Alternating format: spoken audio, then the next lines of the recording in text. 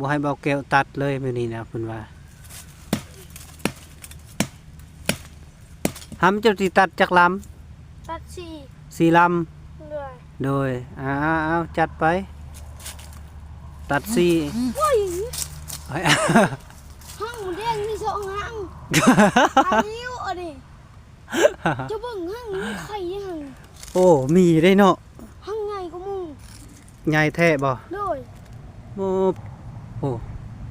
หางบักใหญ่พี่น้องก็สิมีไข่เนาะหำเนาะ มันตกสิวะ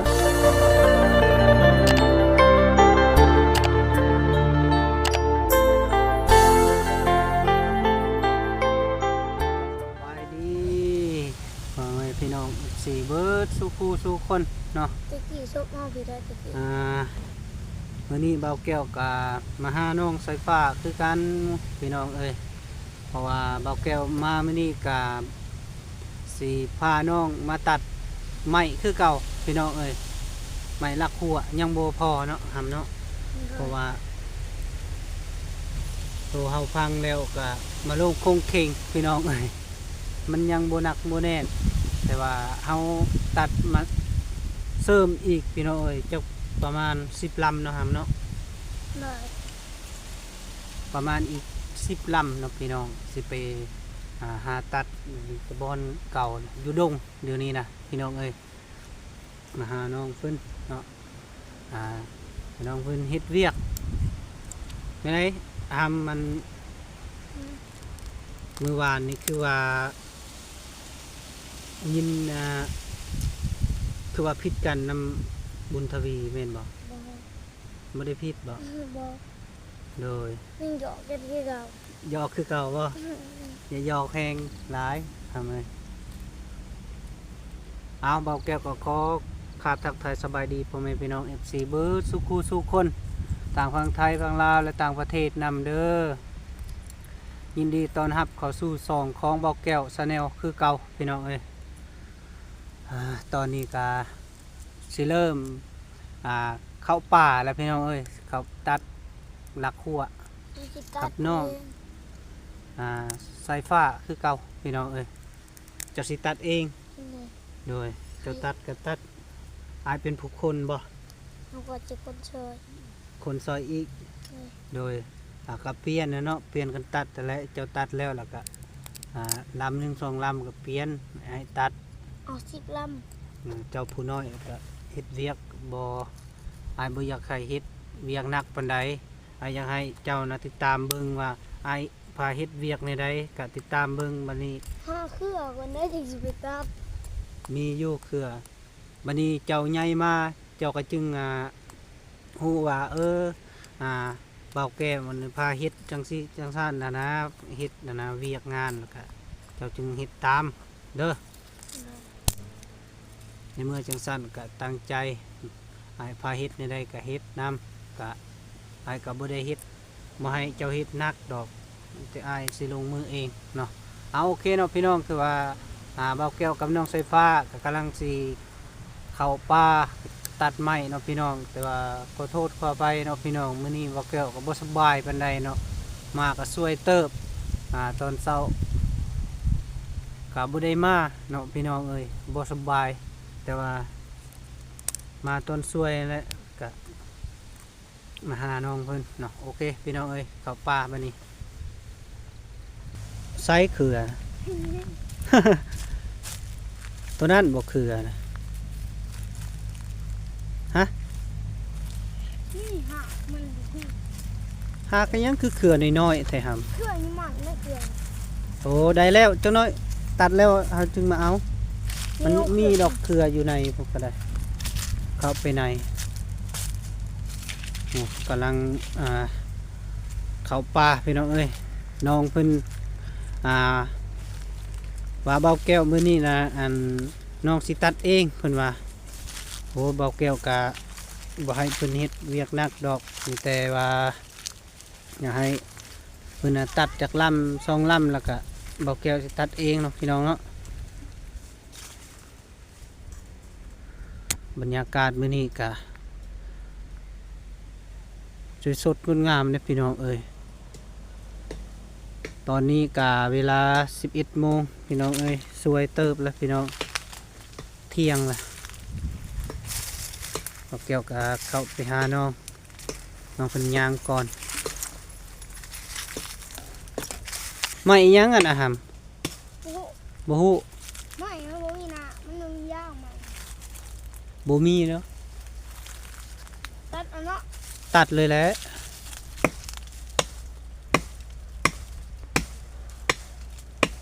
ป้าบ่ลง บ่ลงเลยตัดมันยังบ่เข้าซ้ำน้องเพิ่นขยันนะพี่น้องเอ้ยแม่นอยากเว้าดอกว่าเฮ็ดหยังก็เฮ็ดเพิ่นอยากเฮ็ดเองเพิ่นว่าอยากตัดเองบ่ให้เบาแก้วตัดได้มื้อนี้ได้เพิ่นว่า เดียวหนึงบ่แก้ว ยังน้อยเดียวบ่ บ่ลง บ่ลงแล้วมันยังบ่ขาดซ้ำ ลุกมาได้ แนวมันแหละให้ตัดบ่ ยังก็ต้องเอาไม้ตีให้ลงทางได้ เอาแก้วขอตัดกับบ่ให้ตัดพี่น้องเอ้ยฮะ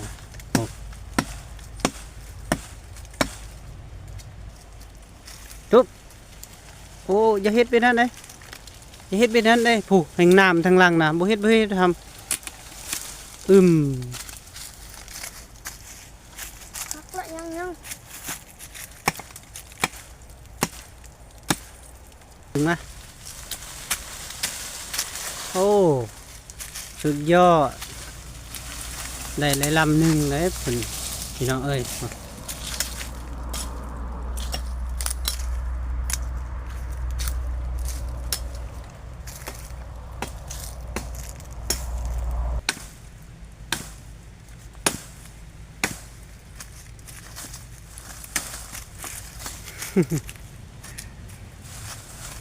ความตั้งใจมันเฮ็ดเวียกก็พี่น้องเอ้ย ลำหนึง มักใจเพิ่นอยู่น้องผู้นี้นะ เอาไปไว้เลย เอาตัดลำที่สองวันนี้เมื่อยบ่ห บ่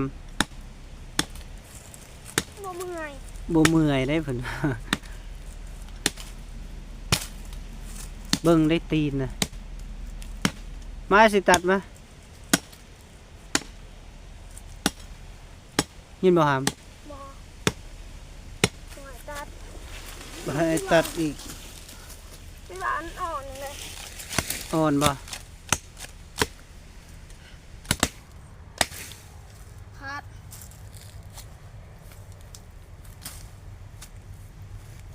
เจ้าห้องมัน มันมีไข่บ่จักคำอย่ามันเนาะ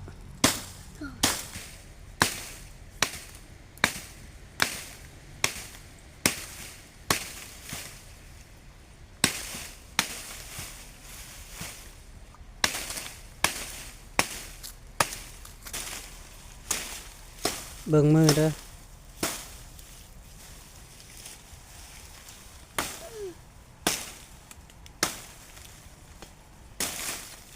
นี่ มาสิตัดนะ ขาดแดงกูต้นส้น โอ้พี่น้องเอ้ยบอกแก้วขอตัดก็บ่ให้ตัดนะมื้อนี้นะผู้ตัดเองพี่น้องเอ้ยคนเพิ่นขยันนะคนเพิ่นอยาก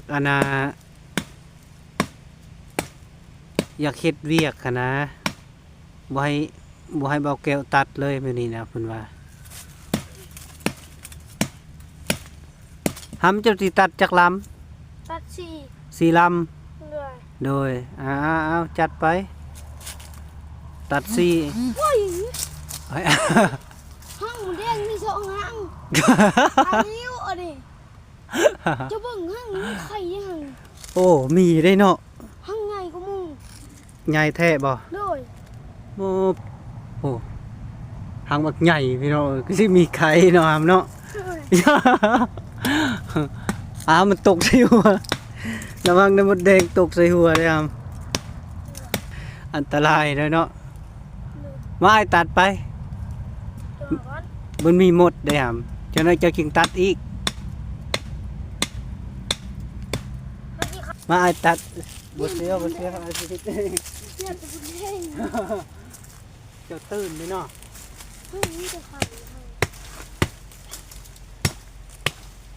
โอ้มีครบเลย ถึงมาพี่ถึงออกนอกพี่ถึงมาเด้อ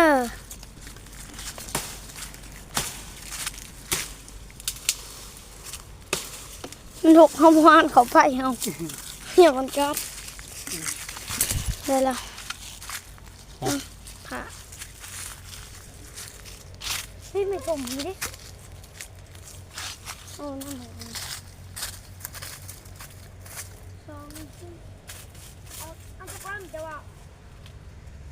มันไงหนูอยากได้กันนี่ ไงก็บอกเอาไม้อื่น ว่าแต่ไม่ นะไอ้ตัดไปยา เดี๋ยวมันเหนียว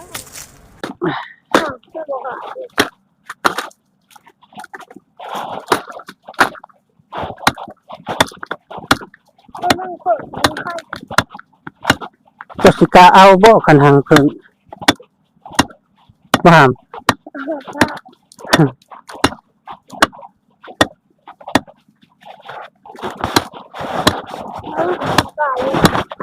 มินตา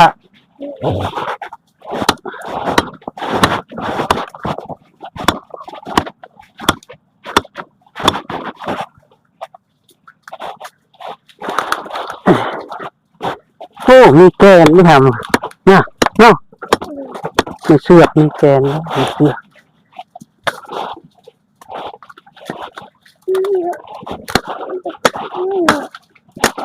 ไม่เอาตัวแก่อะไร ไม่นี่ไร ไม่หลับดูกันเราจัดนะไม่น้ำแดงนะโอ้ยครับ บ่ ทิ้งเสียบอย มันเป็นอะไรไหมนั่นน่ะ น้ำแดง อือ ที่แก่แทง แข่งซ้ำบ่ไหมอ่ะนะ เดียวนะ มีจิก มีกิ๊ก ฮู้บ่มีจิก มีกิ๊กใช่ไหมมีกิ๊กอ่ะชอบมาเที่ยวแล้วมัน ฮู้บ่มีจิก กิ๊กรู้มันได้ต้นมาดูชู เออ เมื่อต้นกิ๊กกับต้นห้าง ฮู้เนาะซื้อไม้ก็ยังฮู้แล้วเจ้าเก่งหลาย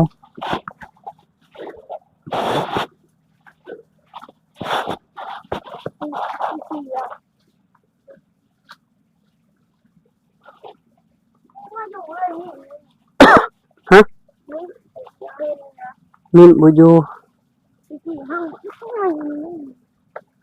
เราต่อไป นี่เอาลำนี้โลดนี่น้อยไปยามัน ห้างในการนี่เราจะพูด มันได้ไหมอันนี้ได้มันทนไม่ยั้งนี่ฮะไม่อ่อนแอแม่นบ่ไม่เหมือนใบมันกินกับลาบเสิร์ฟได้ไหมใบไม้เอง แต่พอเนี่ยเราไปพอเราเอาหมามันไปแกะหรือหมาเอามันขาดเลย ไปลองกินแล้วบ่ เราเคยเข้าแถวกันเราไปหลีเป็นน้องอยู่กันสุดอ่อน น้องเจ้าเอาดูนี่ไปใส่สนองเสีย เป็นหน่อยคนมาก ผู้นี้ผู้หญิงบ่อืมมี4คนแล้วแต่เจ้านี่นั่นคือเห็นพ่อเจ้าผู้เอาเงินมาให้เจ้าบ่แม่นพ่อ โคแท้มาเลย พ่อแท้บ่ โดย โอ้เนาะ เป็นหน่อยว่านี่คือทุกคนจะตัดนะนี่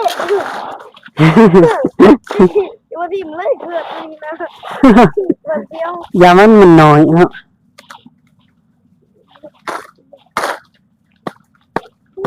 เอาเลยสิล ทำมื้ออื่นนะเฮาปลูกเลยเด้อผักเขาเนาะมื้ออื่นออมตะนางปลูกเลยเด้อบัดนี้ได้จะน้อยเฮาเมื่อตัวนี้ก็สิได้มัดเล็ก ำ เอามัดเหล็กอีกอย่างข้างหนึงนี่บ่เทบ่ขาน มัดแล้วจากปานนี้ เทตีแบบที่บัดนี้แล้วก็เทคานเนาะ คือข้ามีแต่หัวปูนอย่างเดียว เอาสมปูนเนาะจะน้อยนี่ เขาก็ต้องมาเขาก็ต้องพังรักก่อนสิ ข้างหลักนี้ หนึ่ง ผู้แดดเนาะ มื้ออื่นแล้ว มื้ออื่นเช้าเฮาจึงพังแล้วก็ออมตะนางใส่แล้วก็ปลูกผักเลยมื้อ แม่ อื่น นก็ได้พัง อ่า พังถ่ายเด้อ จะสิพังท่า หนึ่ง บ่น่าเฮ็ดนํกันไว้สิเฮ็ดผู้เดียว เฮ็ดจะเขาไอ้นี่ที่เขาเขาว่าเจ้าเขาไปเซ็นมาบุติส่วนเขาส่วนเองโลด ก็ส่วนให้เฮ็ดนะ เลยแล้วก็ ไผมาว่านี้นะบ่ตา เลยไอ้ก็เนี่ยว่าจะมา ขึ้นกระทามอยู่บ่ไผขุดนานผัก ข้าม บ่ตานะ เลย แล้วก็บ่ลีกระทามอยู่บ่ หัวละเอียดข้าม ฮะ สิเนาะ นายเฮงทามบ่ เลยพี่น้องป้าได้ตนาเอาไป ตอนนั้นลูก นี่ น้องปลาไป น้องป้าอันนี้ก็มีก่อนใหม่นะ โอ้ วิเต้นห้างนี่ไปพี่น้อง มีน้องสะ เลยมันไก่ชิบกอันนี้อยู่ป่า พอแล้วที่หำมันนี่ อันหนึ่ง ห้าบ่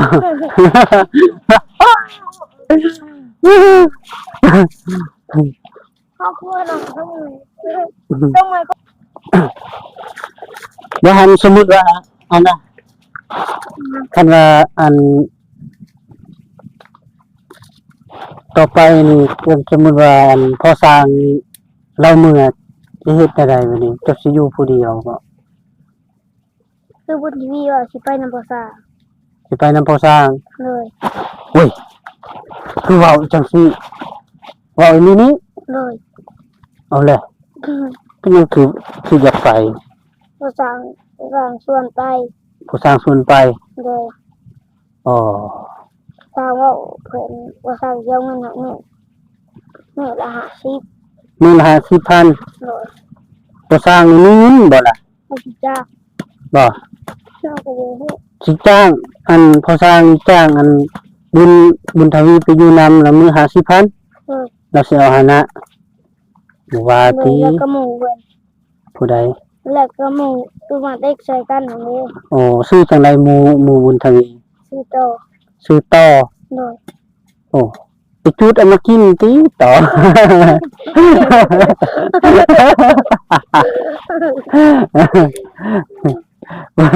จุดกันคือมีการนอนนำกันบ่ บุตรวีนอนจมูกเว้น อยู่อันเฮือนหลังน้อยนะ นอนอยู่นั่นไว้ เฮือนใหม่ย้ายเครื่องมาอยู่อันน่ะมาพี่ล่ะ โดยนอนได้2 คืนนะครับ 2 คืนบ่สมมุติว่าไอ้แก้วนี่ซื้ออันน่ะเป็นแบบสิมาสอนหนังสือให้น้องก็สิเรียนบ่ อืม เรียนเนาะ ไม่อยู่ มีบ่ ไม่อยู่ทางเรียนนะ อันเขียนนั่นเขียนได้อยู่ติหนังสือ น้องเพียงบอกว่า เขียนตัวกอตัวนอนี่เป็นอยู่เหรอยังบ่ทันเป็นบ่ อืม โดยแล้วส่วนเฮาบ่แล้วเกี่ยวสิมาสอนเนาะสอนแล้วก็วิธีเกี่ยวกับสอนภาษาลาวแล้วก็อาสิสอนเลขภาษาอังกฤษพร้อมภาษาอังกฤษนี่ก็สอนไปจังซั่นนั่นแหละ A B C D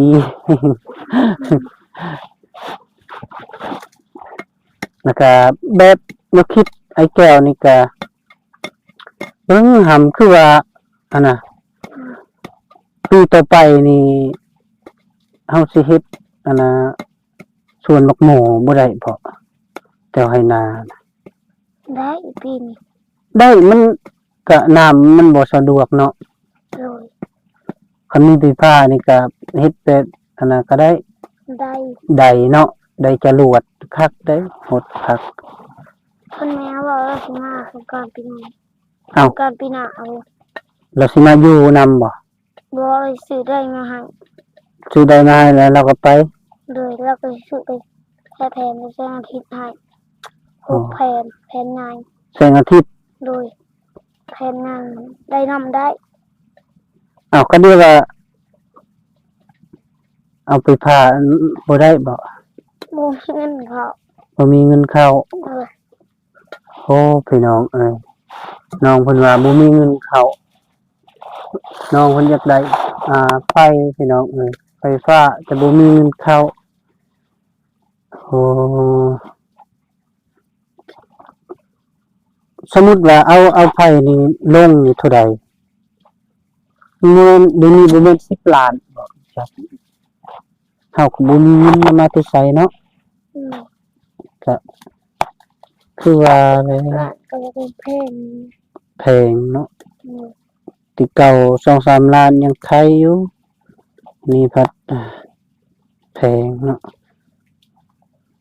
เวลาสมมุติว่าไอ้แก้วนี่ส่วนเมื่อท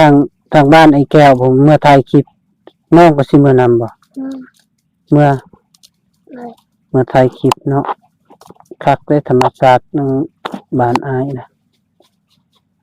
อยู่เป็นเดือน2 เดือนเฮาก็มาบางเทื่อก็บ่ฮอดเดือนเขาก็มา ยังจะใกล้เดียว ไกลไดบ้านผู้ติดชายแดนเวียดนาม ข้างบ่ไทย บ่ไทยก็อยู่พี่ จะเป็นจังได โอ้เมื่อทางใต้ปากเส ขึ้นทางเราบ่ บ่ทางใต้ลาวใต้ ก็จะเดียว คักเลยบรรยากาศมหาป่าเคยเห็นบ่ป่าหลายเด้ อืม บ้านอายมันมีเสมีหยัง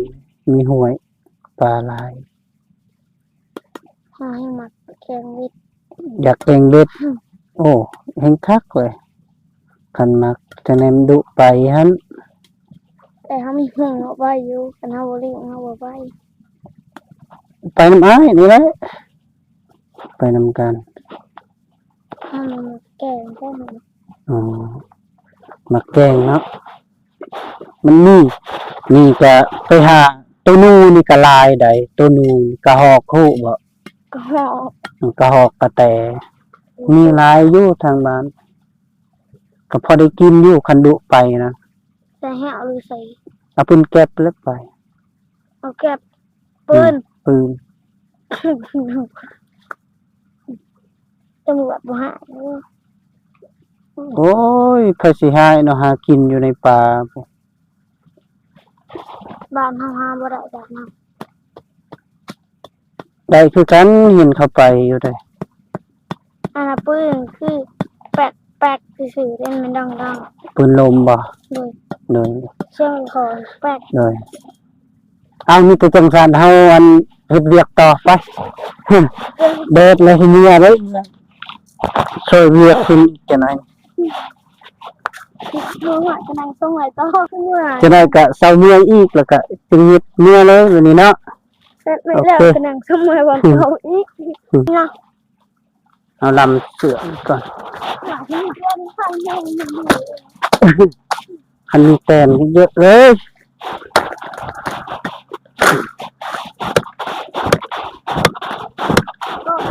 ก็นี่เลย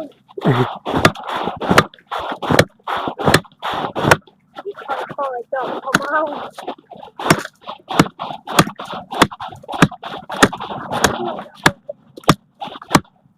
เปิดแล้วบ่ต้องก็เด้อ เออก็นี่เลยที่มีอย่างคนกินมันจะลงก็บอกว่าเรื่องว่า อือโย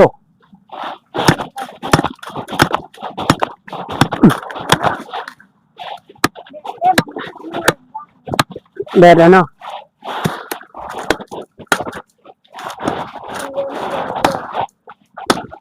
ลำสุดท้ายแล้วได้อนี่เนาะพอแล้ว เพื่อนมีครูอะไรแบบนี้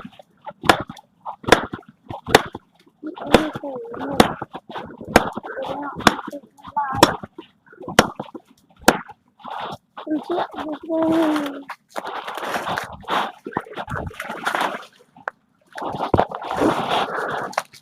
้าที่ห้ามันเป็นผักก็ยังไม่ถูกจัก ใครมีพัก จะเดินเขาเป็นเดือน อืม เขาเป็นติดป้ายเลย อืม คือแม่ใหม่เขา เบิ่ง มาจับหายเด้อ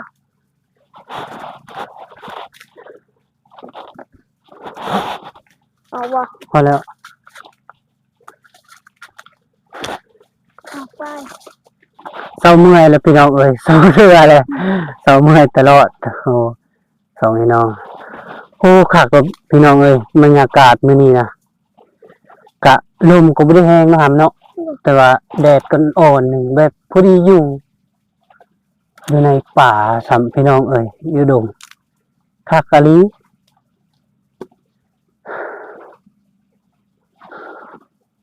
เมืองนี่คันว่าแล้วเฮือนนี่ก็เติบหนึ่งแล้วเนาะทางอันเบาลีเพิ่นยังอันสิโบกอยู่บ่ โดยนั่นสิโบกกระติบ โบกบ่ โดยแล้วก็ราคี ทาซีอีก โดย ทาซีนี่อ้ายสิรับรองว่าอ้ายสิมาทาคันเราซื้อมานะสีคันเราว่าบ่ทาแล้วก็มีแต่สีห้องน้ำหั่นแล้วก็คันอายอันนั้นก็อาจสิซื้อปองน้อยพอดีเลยเนาะ โดย ปองน้อยเอามาลงก็เบิ่งอันเฮือนแล้วก่อนคันเพิ่นยังบ่สานต่อนะแบบบ่เฮ็ดต่อหรือว่าก่อแล้วเท่านั้นแล้วก็โจะแล้วก็บ่ฮู้คือกันคันเพิ่นบ่ทาสีก็มีแต่ว่าเฮือนระบบทาแล้วก็ระบบโบกมีแต่ว่าห้องน้ำน่ะไอ้แก้วแล้วสิซื้อสีมาลงทาเองเด้อ โดย เนาะมันจึงงาม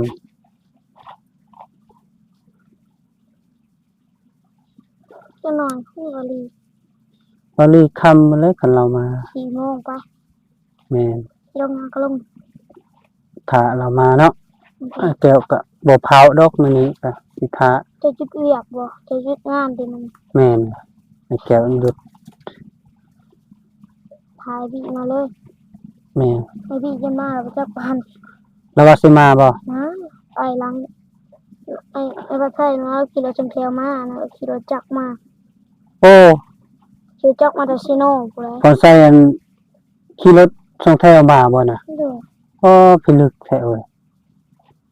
ข้าเมื่อก็เมื่อน้ำเมื่อน้ำบรีได้ข้าเมื่อก็ โดย คันโบนิวมากกะเมื่อน้ำโบนิว โด นิ ยว ก็อยู่ซิโน่บ่ย่าก็อยู่ซิโน่ โดย บรีก็อยู่ซิโน่น้ำกัน โดย เฮ้ย เอาเนาะพี่น้องถือว่าการผ่านการตัดไม้ลักขัวกะ เมื่อเลย บ่เกี่ยวกับน้องไฟฟ้าก็ถือว่าสำเร็จเนาะ ดุ้งละ การเว้าพื้นกะส่งเพื่อพักนะเนาะ แล้วก็ต่อไปนี่ก็มีแต่ว่าเบาแก้วก็สิจบคลิปแล้วเนาะพี่น้องเนาะแต่ว่าติดตามขั้นตอนต่อไปเนาะเป็นจังได เมื่อ เนาะ ตอ พี่ น น้อง เดือ เนาะ นไม้ ยังว่าสิมาต่ออยู่เฮือนอีกพี่น้องเอ้ยมีแต่ว่าสิคนเมื่อได้ไม่ก็ประมาณ 6 ล 6 ลำนี่แหละพี่น้องเอ้ยมันดีมาสวยได้6 ลำเนาะขออวยพร FC ผู้รับชมเนาะให้ขออยู่ดีมีแรงสุขภาพเข้มแข็งแล้วก็บ่าวแก้วก็ขอฝากกดไลค์กดแชร์ช่องของบ่าวแก้วเด้อพี่น้องเด้อเอาขอจบเนาะขอบใจ ำ